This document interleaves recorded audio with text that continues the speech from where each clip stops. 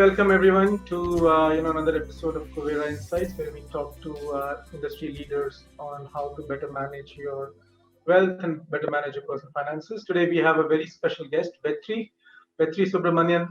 He's the group president and head of equity for UTI. Vetri holds a BCom degree from University of Madras and a postgraduate from IIM Bangalore. He joined UTI in 2017, prior to which he has been associated with a lot of large AMCs and very reputed AMCs like Invesco, Motilal Oswal, Kotak Mahindra, so on and so forth. So in the last episode, we discussed with Vetri, about the history of investing, how investing has changed, how it has changed for fund managers, how it has changed for investors, from being a dearth of data now to a point where there is so much data that the first thing you have to do is figure out what is important and what is not. Continuing today, we'll talk about some of the other things that affect investments and investing returns. A lot of investors almost seem to now genuinely believe that there is a central bank put, there is something that is holding the markets, and that markets just never go down. Even if you show them the history, even if you show them enough evidence that what doesn't matter, sooner or later, no one knows when. Could be 5 years from now, could be 10 years from now, could be next month. How should investors prepare for that? How do you prepare for that? That would be very good to know, like your own experiences. I mean, you've lived through at least three, I would think. Proper drawdowns, like 2000 was a proper draw. Actually, 94 to 99, when you just started your career, was pretty much a dead 4 or 5 years. The markets did nothing, right? And then 2000. So what was your experience like, and what did you learn that you think a new investor can benefit from? Yeah, no, perfect, Gaurav. And actually, this is exactly what I wrote about in that Mint article. I'll certainly share it with you. Sure. I actually started my career in what I call a long, cold winter, right? Because I officially started getting involved in investing in May 1994. The market hit a peak in September of 1994. And of course, there was a brief, internet sort of rally in that 99-2000 period. But the harsh reality is that in April of 2003, the market was 30% lower than where it was in September of 1994, right? So just take a few minutes to digest that. September 94, April 2003, point to point, the market was actually down 30%. Right. So it was I think that's a very strong context. Exactly. And that is where, my own sort of thought process of investing started to evolve. Because honestly, when I came in, I talked about that lack of information. We just very simply at that point of time were looking for, okay, who's the company who's got this great macro opportunity? Is the company talking the right language? And we, sort of bought a lot of the sales spiel that the company was giving us as investors, not as consumers. And then just bought into that story of rapid economic growth and, earnings will grow, and that's really the key to investing success. But what that 9-year period really taught me was that really what matters more than anything else is a company's ability to deploy capital in its core business at a return on capital which is superior to what other companies are able to do. This 9-year period, Gaurav, that I talked about, even though the market was down point to point, if you were able to realize the simple reality that it's all about return on capital employed, you could have had multi-baggers in front of you. These we found in the IT sector, we found them in the consumer sector, and we found them in the pharmaceutical sector. So to me, that 94-2003 period was really the learning period of moving away from that initial chase of who's the company with the greatest market opportunity, who's got the CEO who has the sort of spiel to capitalize on it, and rapid earnings growth, to saying what's really important is return on capital. Is the company able to deploy capital and continue growing in a sort of self-sustained manner? It took me a few years to realize that, but I would say the period as a investor, not for the market, was actually a pretty good period, because we realized that capital which sat at the basic tenet of investing, we actually had pretty good outcomes during that. It was by far And to investors who've seen over the last 3 or 6 months, I would just cycles run very, very deep. You need to be able to, sort of cotton on to that. The other point that you made, and I've, always emphasized this in all my conversations, I'm not going to be ideological about this, Gaurav. There is enough data which suggests that there are some great value investors who've made money. There are some great growth-oriented investors who've made money. I know people who use momentum and have done well for themselves. AQR, of course, perhaps being the best known firm which is sort of established that. And then you have the likes of Jamie Simons, who I would argue really is running a statistical arbitrage because he's turning over his portfolio like crazy and has a mind-boggling return over the last 10 years.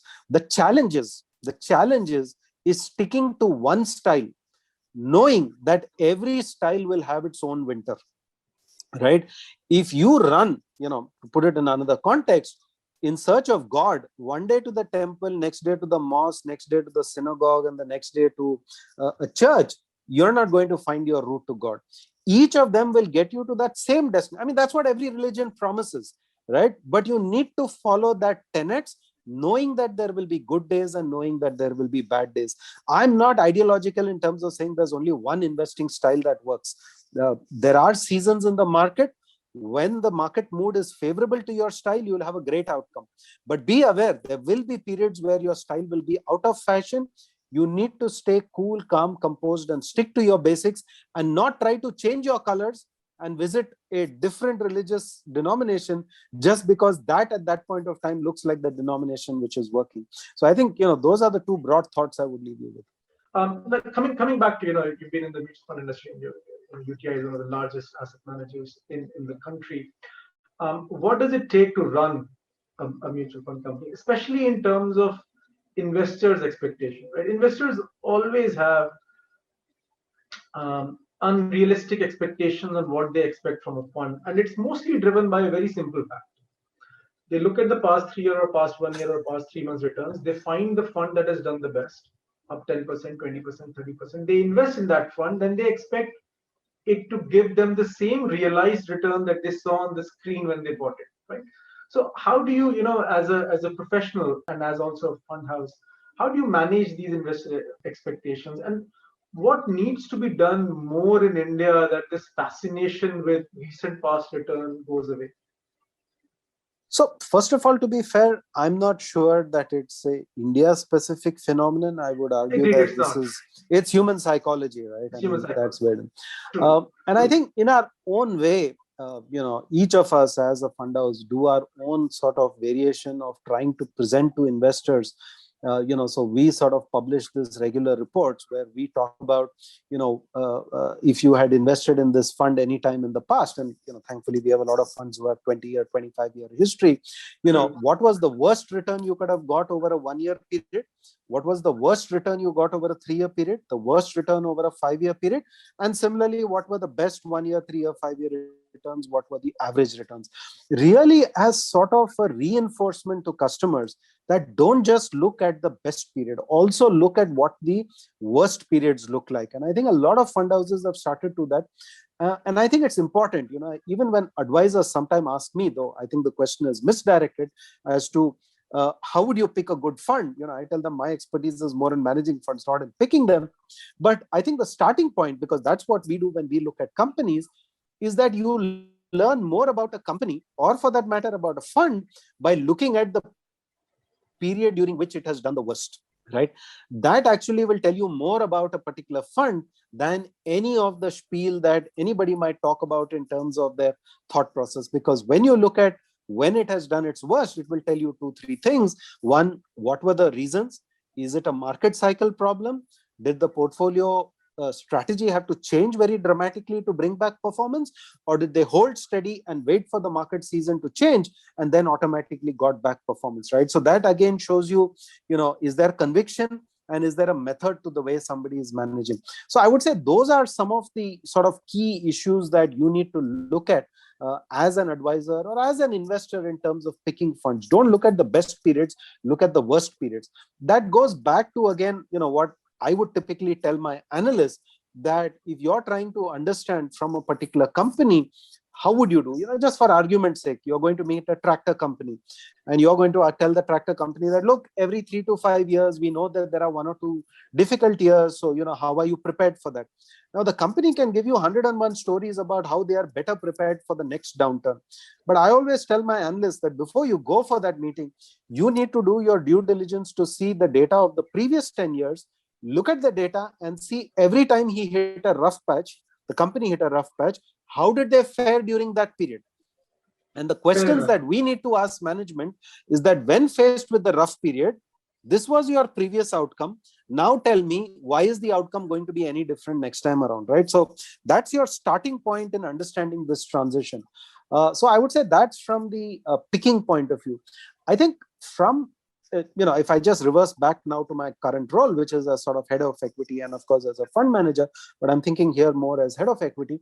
I think what we have to recognize as an investment organization is we control only three things. We control the investment process, we control people, and I don't mean control people in that sense. I mean in the sense that we have the ability to put together a good team of people, Right. and eventually the culture with which that team works, right? So these are the three things that we actually are in our domain: people, process, and culture, right? Fair enough. Outcomes are a function of how we manage these three variables, right? So I think as head of equity and as an investment organization, in terms of trying to deliver what I believe are reasonably consistent outcomes to investors, our focus is on these three parameters. Do we have our process right? Do we have our people where we want them to be? Do we have the best people? Are we able to retain those people?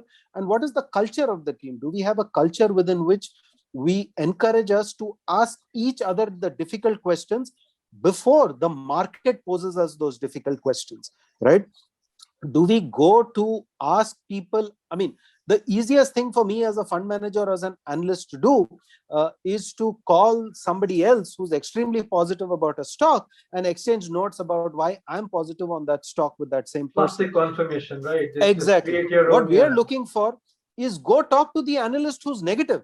Yeah. At least you will pick up signals of something that you may not have realized or you've not picked up. So I think it's a very cultural issue of how you try to manage that diversity within the team, keep a very collegial atmosphere. Ideally, an investment team needs to be like a college classroom where you can have, or maybe even a college canteen, where you can have multiple debates within that team about what is right, what is wrong, and what is the right way to look at the context. Not to reach a right answer, but to make sure that all the questions have been asked. Eventually, there is an element of a judgment call, but have you considered all the questions before you took that judgment call? So I would say, as an investment manager, that is what we are focused on: people, process, and culture.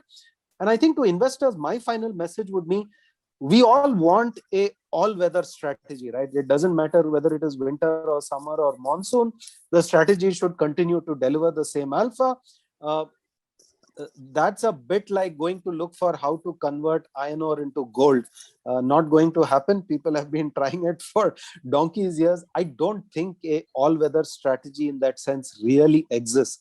So I think we need to run away It from that. exists in We need back to think tests, but diversification. Sorry. it exists in back tests, but not in real life.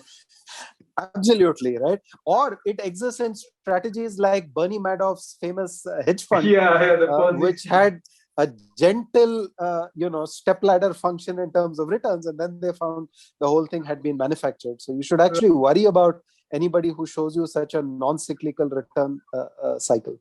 Fair enough. Fair enough. Well, great points again, Vati. Just before we conclude, one quick last question.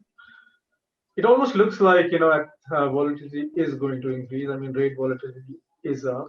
So, what's your final message for investors? How should they manage? Maybe not just contextualized to the current volatile period that we might get into, or last year, but anytime market hits a volatile bump, markets going up and down. There's lots of news coming out. There's a lot of stories floating around on what can happen, what might happen, what may happen.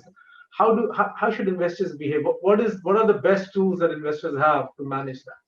unfortunately, it comes back to what I started with, which was really the point about EQ. I think it's really the EQ which is the key to riding it out. But thankfully, there are some simple strategies other than just the EQ which can help you navigate this. And I think it goes back at a very high level to asset allocation. And again, I'll share another article where I talked about this. When I started my career, I said I have complete risk appetite. I was a full-on equity investor. In Right. the 2000 drawdown, my portfolio value dropped by 80%. And that's the Right. day I discovered asset allocation. Right. So, no, these things Right. are personal. They are always I know, I know, personal. I It's your know. Yeah. personal experiences which shape you. Right. Worse still, 1 year after the 80% drawdown, I was out of a job. So, it was very, very personal as far as I was concerned. I think asset allocation is a great tool to combat volatility. I think what we need to realize is that eventually we are investing to meet certain financial goals. Securing those financial goals is far more important than maximizing the outcome. Right. So to my mind, asset allocation is a very important strategy for you to just make sure that you can ride out the volatility that the markets are going to throw your way. There is no such thing as a equity market which is not volatile. Right.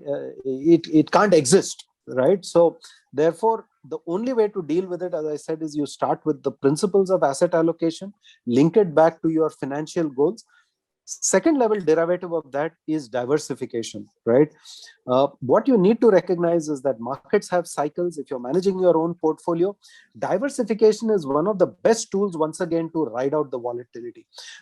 Yes, you could buy one stock, it could go up 100 times, you could become a multimillionaire, but you could buy one stock, it could go to zero and you would be bankrupt.